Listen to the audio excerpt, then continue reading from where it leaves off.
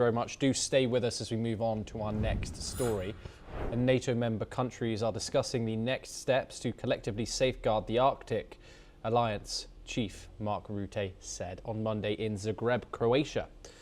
Rutte emphasised that the alliance has been working together to ensure the region remains secure and is now focused on implementing concrete measures to protect what is at stake. Addressing the ongoing war in Ukraine, Rutte condemned Russia's recent missile strike on Lviv and attacks on civilian infrastructure. He stressed that NATO will not be deterred by Russia's efforts to discourage support for Ukraine, underlining the alliance's continued commitment to backing Kyiv, particularly during the harsh winter months.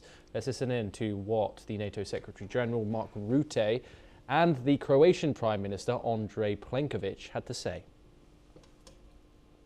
Let me first of all stress that all allies agree on the importance of the Arctic and Arctic security, because we know that with sea lanes opening up, there is a risk that the Russians and the Chinese will be more active.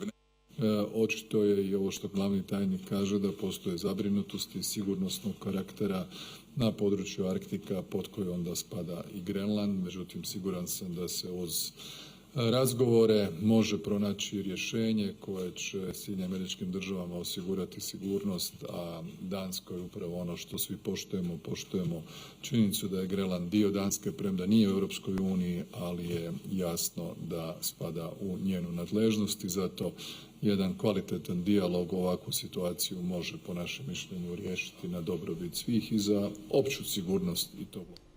Meanwhile, the Greenlandic government has now also addressed the effort to shore up its defences amid repeated threats of military takeover by the United States. The Greenland government has firmly rejected any suggestion that the United States could take control of the island. In a statement, officials said such a move would be unacceptable under any circumstance. Greenland also announced that it will increase efforts to ensure that its defence responsibilities are carried out within the framework of NATO, emphasising the island's commitment to collective security. Mark Sutherland joins us now. Mark, is the Arctic becoming NATO's next major security front? I think it's an extremely important security front. I mean, as people may be aware, of course, it's been under a protectorate. It's a protectorate of Denmark and has been for a number of years. And if you go through American recent history, they've got bases there. The Thule base named at that time, and in many ways, what in my own opinion, what will happen is that President Trump will say things, the administration will say things, it starts to rattle a few other people's cages, and then NATO has to respond, and in a positive way.